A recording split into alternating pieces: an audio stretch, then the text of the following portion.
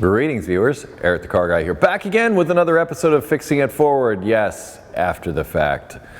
The 1998 Ford Contour is back. The owner notified me the other day that he was driving someplace and the car just died. Brought it in and I found out the battery was completely flat. So I charged it up a little bit, got it running, checked the charging system, and it appears that the alternator is not charging the battery or running the electrical system of the vehicle like it's supposed to. Today, our mission is to replace that alternator.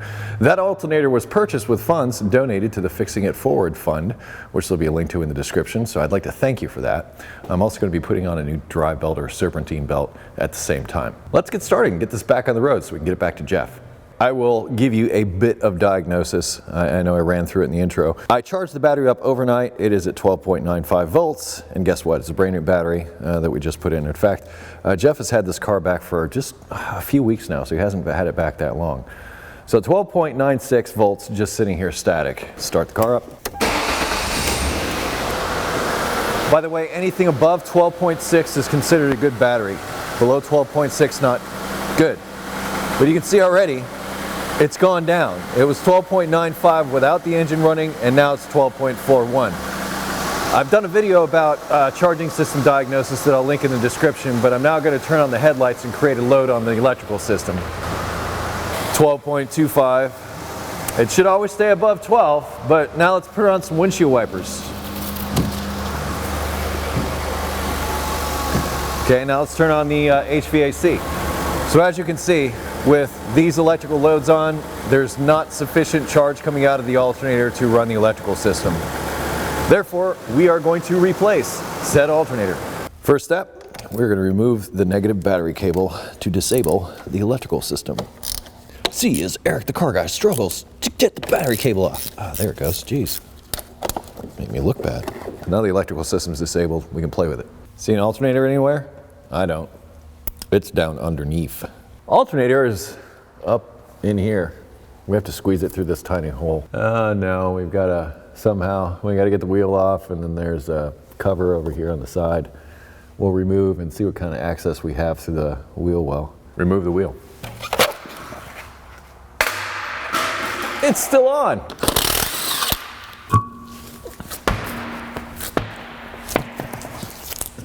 Here's that cover I spoke of.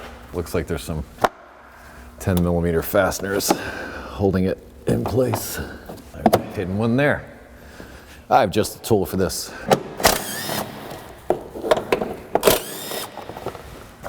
I guess that one's separate.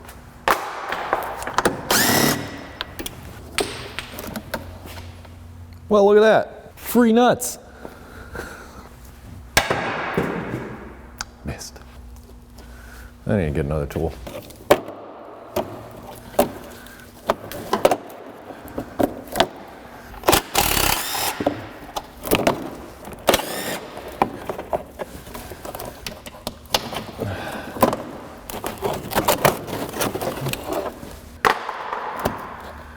Well, I can see the alternator now. I'm not encouraged. That's where it's living. Is it just me, or does it look like it's actually physically broken? Right here. Well, this part right here. Yeah, the case is cracked. We'll be able to see it better when it gets off of here, but that is physical damage to the alternator. We're sure that doesn't bode well for its operation. Now, looking at this, originally I thought I was going to have to take the axle out. May still have to do that, but I'm wondering if I can just take this tie rod end off. That top fastener looks like it's going to be the biggest challenge. Not a whole lot of access. Yeah, there's no access to that other than maybe from up top. Well, standing here staring at it's not going to get it fixed. Looks like I can't get to the belt tensioner from down here with the tool that I have. The only tool that's going to fit in there because it's pretty tight. Therefore, I need to go in from up top. Good thing we got a lift. One of the things I noticed was, oops, broke that connector on this pressure switch. The electrical part's okay and I'll be able to salvage the situation, but what had happened was I was testing to see about my tool getting down in here and didn't have the clearance. So if you're doing this, be very careful. This is the only thing I have that's got the profile to get down in there. Yeah, this engine mounts in the way. It might be just enough though. Yeah, it's just enough. Actually, it's not. All this just take a belt off? Really, Ford? I mean, you make a blower motor that is easy to change as a light bulb, but a serpentine belt, this level of difficulty, really?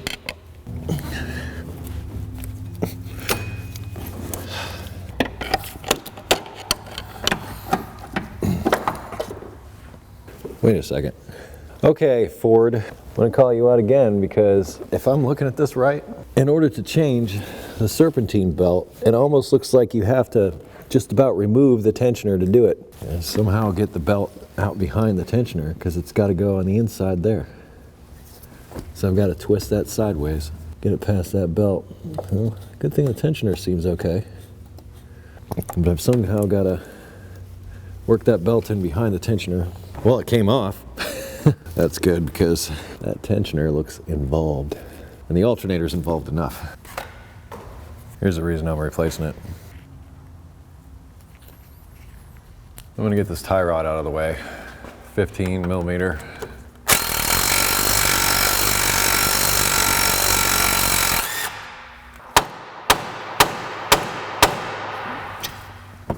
That opens things up a bit. That might be enough. I'm hoping I don't have to deal with that stabilizer. Let me just eyeball it. It'll be close, but I think I can do it. The alternator is held on by two fasteners here. There's one up under on the top, and then there's one that's right here, and they both go through the back. I may have to go up top to get this top fastener, and all of this stuff is going to be very difficult to show you because I'm sure, as you can plainly see, that there's not a lot of room in here to work with. There are also two fasteners on the back of this bracket on the back of the alternator I need to get to. Once again, access is very limited now. Looking at this, it's like, hey, I could drop down the exhaust and maybe get a little bit of better angle at it, but if you look at how rusty and old this exhaust is, things might get real ugly real quick. So I'm gonna, for now, leave the exhaust in place. But I've got to say, between that and this power steering stuff, at least that's what I think these lines are here, between that and the power steering stuff, there is no room at the end. I'm going for that bracket on the back of the alternator, my T-handle. Don't worry that you can't see it, because I can't either.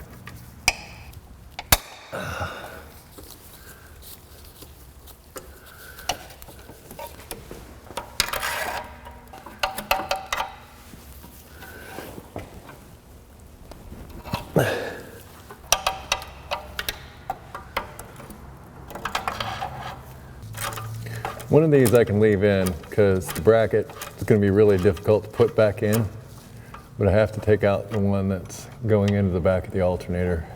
This T-handle is probably the only thing that would ever make that happen. Thank you, T-handle. This power steering hose is totally in the way. Like totally in the way. Like so in the way. T-handles helped me once. I'm gonna see if they can help again. That one fastener that's lower in the back, I'm going up above the exhaust here and through a very small opening to try and get to this. And I don't know if it's 13 or 15. Pretty sure it's one of the two. Feels like, yeah, it's 13. And here's the thing, okay, I'll get this out, but I have no clue how I'm even gonna start these fasteners after the fact, after I get this back together. These things are really working out.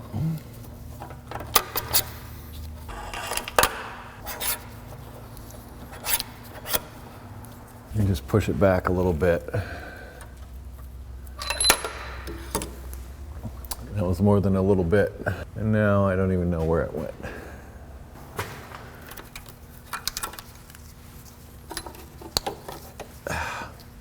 One. Let's see if we can get to that fastener from up top. I also can't see the fastener, but I've got a whole harness in the way. Although once I remove that harness, things should open up a bit. And this is actually the power steering line. And honestly, I might benefit from moving that, but I'm gonna disconnect all of these electrical connectors now because I need to see if I can possibly get my hand down into this space.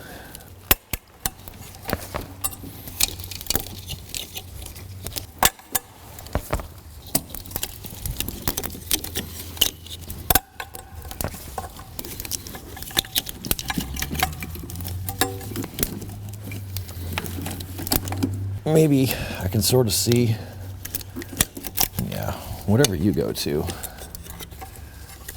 needs to be somewhere else.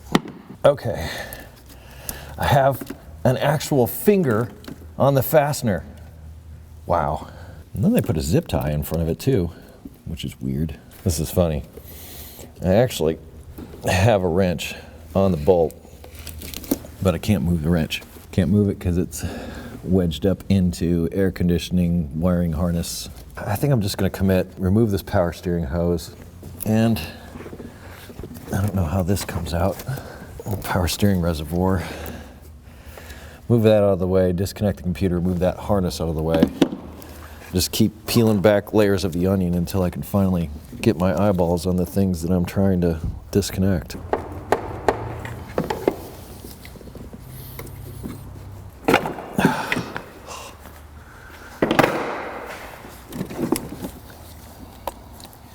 I'm going to make a big old power steering mess because I'm just going to take this whole thing out of here. Now I'm going to stick to the original plan.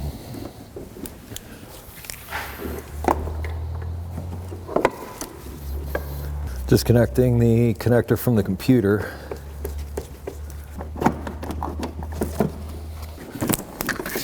And you think you're done, but no. I added a couple ground wires as a surprise. Surprise! There's a ground wire they added.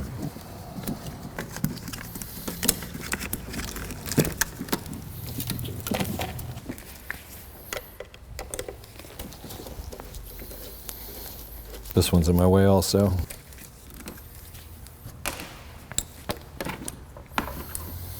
It also connects to that power steering line that's somewhat in my way. I have another idea. I'm gonna give my flex head 1/4 inch a try. It's nice and long. Plus, I can get in there behind there like this and try to move it and get the leverage that I need. Just need to start it moving. I need something to feel like progress. I can't see what I'm doing either. But if you're doing this, you're feeling. You're not seeing. There's just so much that's in the way. Like everything. How much better would it be if that power steering hose was out of the way? Not much, but enough maybe. That's an evap line.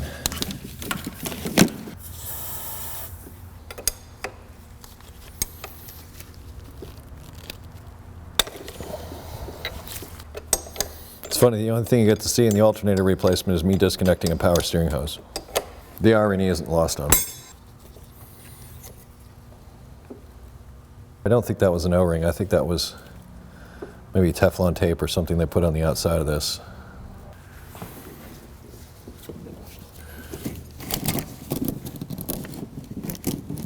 I have a little bit more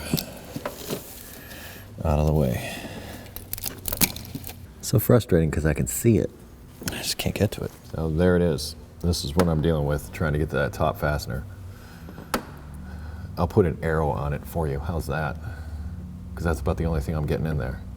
Certainly isn't going to be my hands. And this is after moving wiring harness and power steering hose and all the other stuff. How? My buddy, who's a diesel mechanic up in Alaska, Shane Craig, sent me these plugs.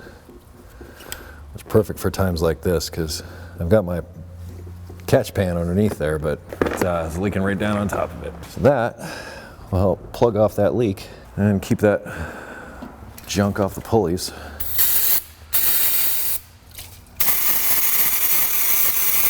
I need more brake clean. Now back to our regularly scheduled cluster already in progress.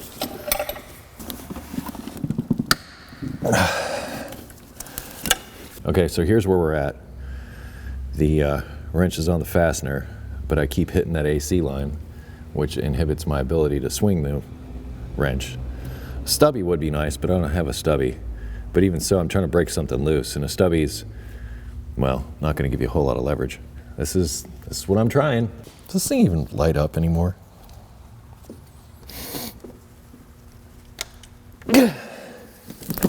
Really?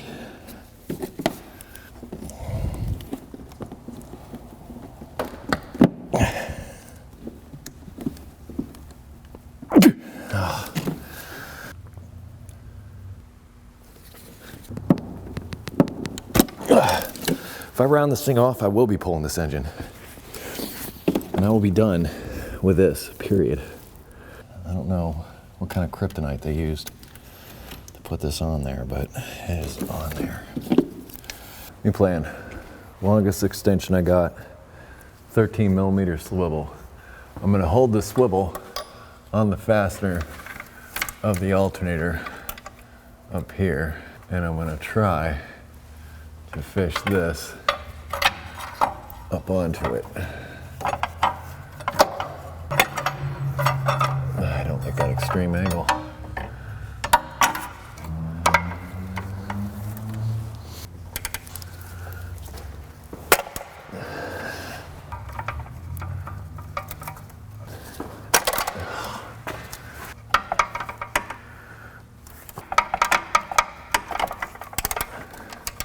Not working out. Rather than a swivel socket, I'm going to use a universal and my 6-point. See if I can do the same thing that I was doing.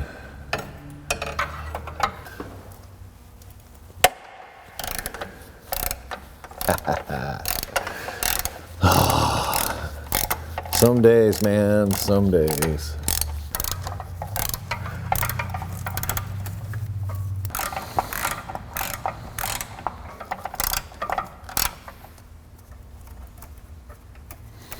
Gotta say this right now. There's the fastener. There is a zip tie that is long and sticking out and right in the way of everything. And I have to kill it now. The fact that I can't get something on it to cut it is frustrating. But I bet once I have this alternator out of here, I'll be able to do it. Speaking of that, there are no more fasteners holding this in place. So, time for you to leave.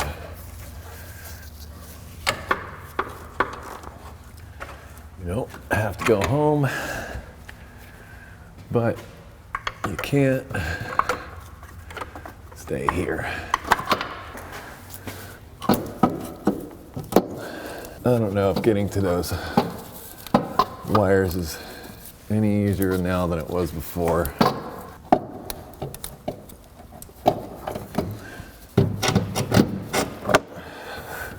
Now I can get to that zip tie. Die, gas pumper. That guy right there. Right there. Give me all kinds of grief. Maybe it's a 9 millimeter, I don't know.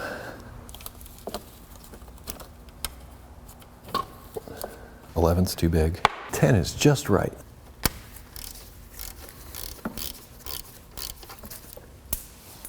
It's a little bit of relief.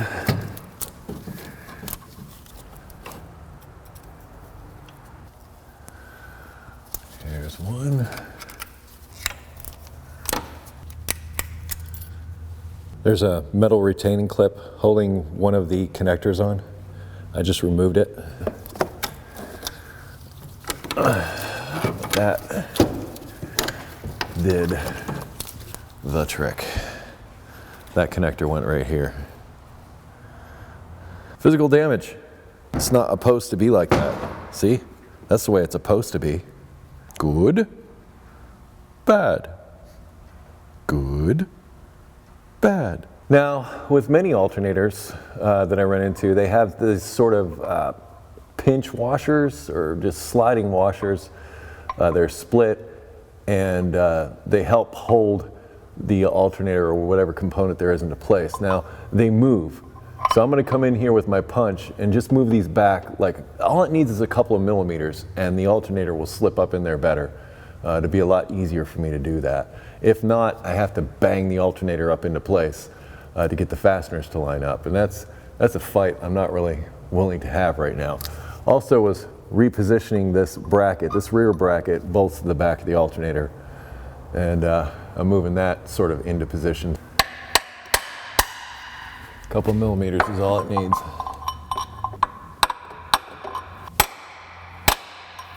I'm pleased to see that these fasteners are the same length.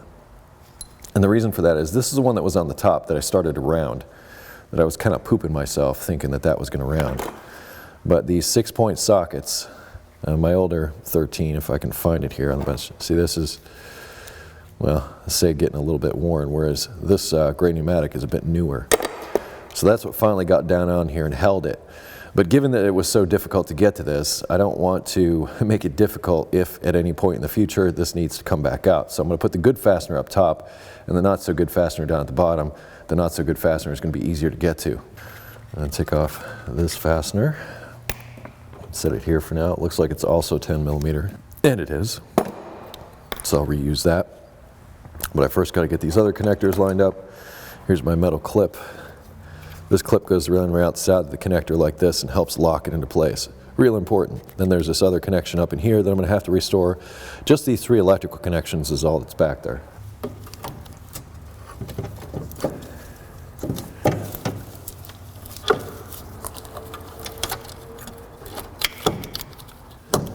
It also helps if you put the connectors on in the correct orientation.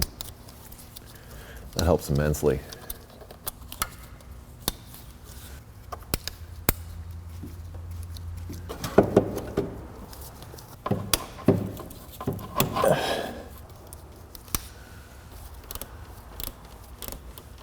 Just trying to make sure I've got the wire pointed in the right direction, because if not, I'll have to deal with that later. I don't want it to ruin that plastic. Be very careful about over tightening this. You crank on these too much, you'll break the insulation, you'll break the inside of the alternator if you're not careful. And there's my insulation all back into place. Let's mount this guy up in there.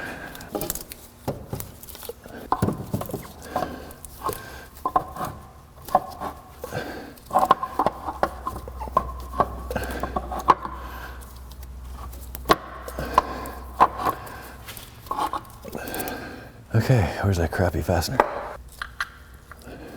Had I not done what I did at these fasteners, I'd be fighting a lot more right now.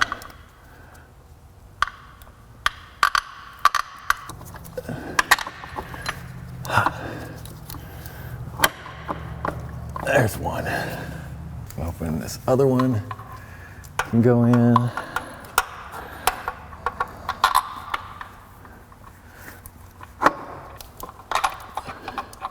If I get that one started in the back, this guy here, life is good.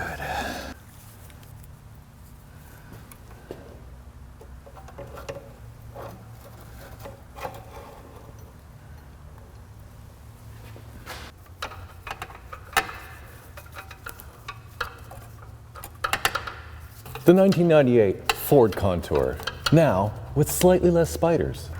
I'm not going to completely tighten that yet, but love these T-handles. Wait a second. No, it is the right size. But this is longer.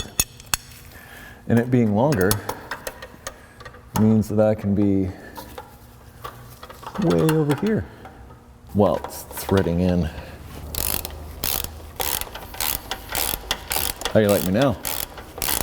Fixing it forward has brought you so many repairs.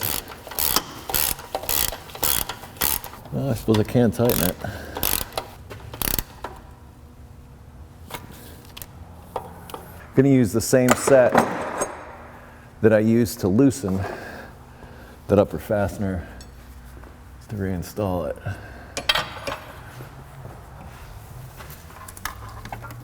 So I'm holding the socket with the one hand to make sure, because it's a universal so it doesn't come off. And I have a long extension going up into the back here. I'm using to turn the fastener with. And I can't see what I'm doing at all. When I was a kid, my mom used to say, look with your eyes, not with your hands.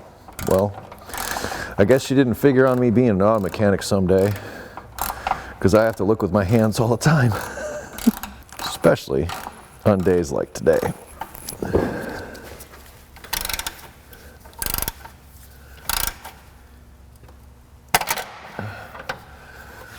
I'm going to leave it at that. These don't need to be OMG tight. Let's get that fastener on the back.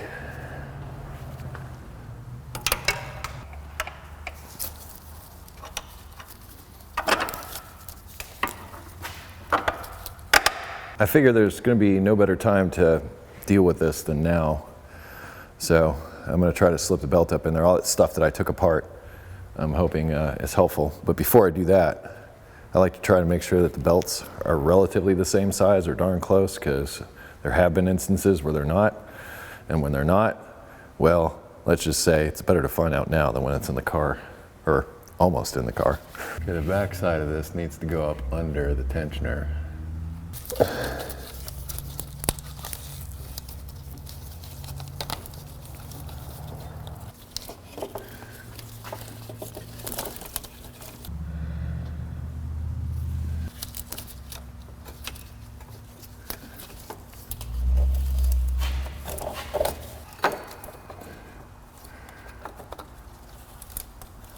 I hope that's routed correctly.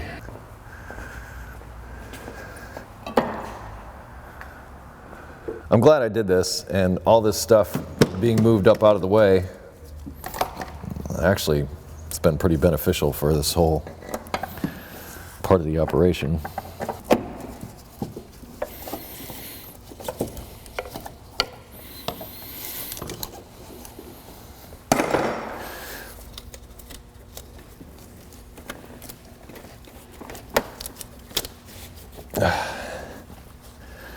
That worked. Just making sure the belt is on everywhere. And it is. Let's get this thing back together.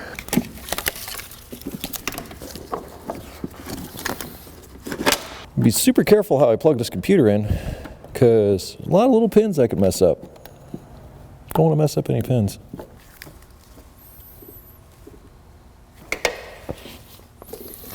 There's also this ground. It's got the big washer. I can tell because there's a witness mark for a big washer.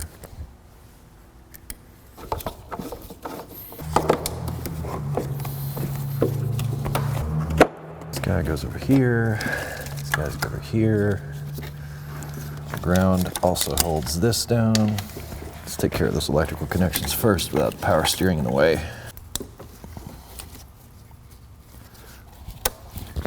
Yeah, I don't regret getting that stuff out of there at all. In fact, I might just go there first next time if I ever find myself here again. I think the power steering fluid loss was minimal. Still top it off anyway, but I don't think it was that bad. Now, because I know this is going to drip out, we'll take a preventative measure.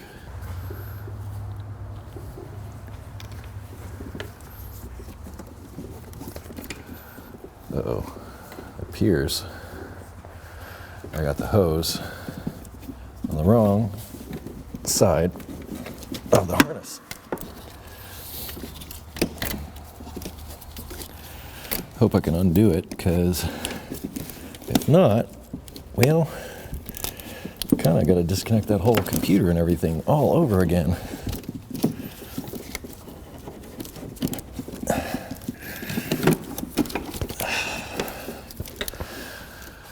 Lucky me.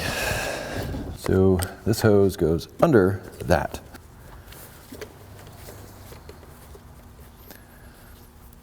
This was 18 millimeter.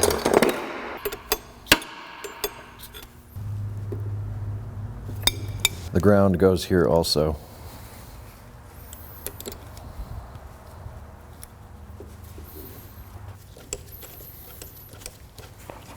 Now, for the small matter of the issue here, I think I've got just the thing. Here's how I'm gonna choose to solve that. Okay. That's secured. Looks like our power steering fluid is ATF, automatic transmission fluid. It's gonna put a little bit in there, a little bit of Dex-Mex.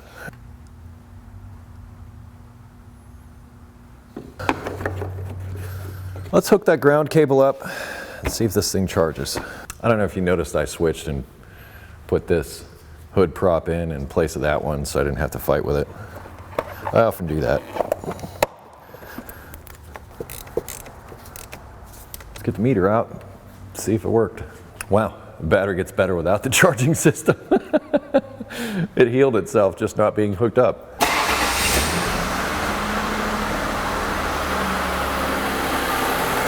That's so much better. Way better. Engine sounds better too. Low system voltage affects every electrical system on the vehicle, and guess what? The computer's an electrical system. So that means engine performance, all of it's affected. Let's put some loads on it. Now that's an alternator. Well, I don't think it's going to steer very well if we don't reconnect this. So I think it's a good idea that we do that. Now I'll put those covers back up in there. I took these off with an impact, putting them back on with a T-handle. I don't like, you can screw up fasteners installing them with impacts. Not if you do them by hand though. Less likely. You can do it by hand, but it takes a bit more effort. Whereas with an impact, you pull a trigger, it's over. With this, if you feel it starting to cross thread, you can at least feel it. Even though I didn't end up using these to get the back of the alternator off, these have still been my best friend today. Almost looks like this used to have mud flaps on it at one time. The other side does? Okay. Well, this did have mud flaps on it at one point.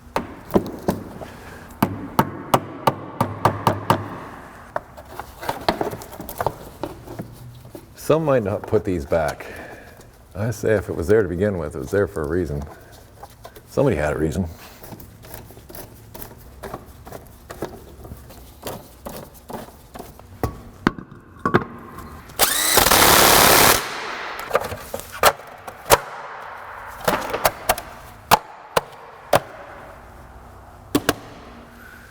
Well, that concludes the alternator replacement on the 1998 Ford Contour for Fixing It Forward. I'd like to extend a personal thank you to all of those of you that donated to Fixing It Forward. You purchased the alternator and the drive belt for this repair, and I think that's completely awesome. I'll put a link down in the description to more information about that if you'd like to get involved. Also, I'll put a link in the description to my blog. On that blog, I report monthly on the status of Fixing It Forward, both what's happening with it now and where I plan to go with it in the future. So if you want to learn more about the program, click that link. Aside from that, just a couple of recaps on the repair. After removing everything from underneath, you kind of have to wonder whether it's necessary to remove the wiring and everything that's up top off the computer and everything else. I say I'm kind of happy I did that just so that I could have access up there, even though I wasn't able to break that fastener loose. As I said, there wasn't a whole lot of room, as you saw during the course of the video. So maybe try it from underneath and see how far you get. Aside from that, there is an extended version of this video that will be available that I'll post down in the description. It involves another repair, actually a transmission fluid leak on this same vehicle, if you're interested. I'll post links in the description to anything else that relates to the video, tools, information otherwise. So please check the description for additional information. If you have automotive questions, I'd ask that you head over to EricTheCarGuy.com. Yep, there's a link in the description for that too. Google+, Facebook, Twitter, Instagram, if you wish to connect with me socially. Be safe, have fun, stay dirty. Thank you so much for watching. And once again, thanks to the donors of Fixing It Forward. You guys have helped make this repair possible. You're awesome. See you next time.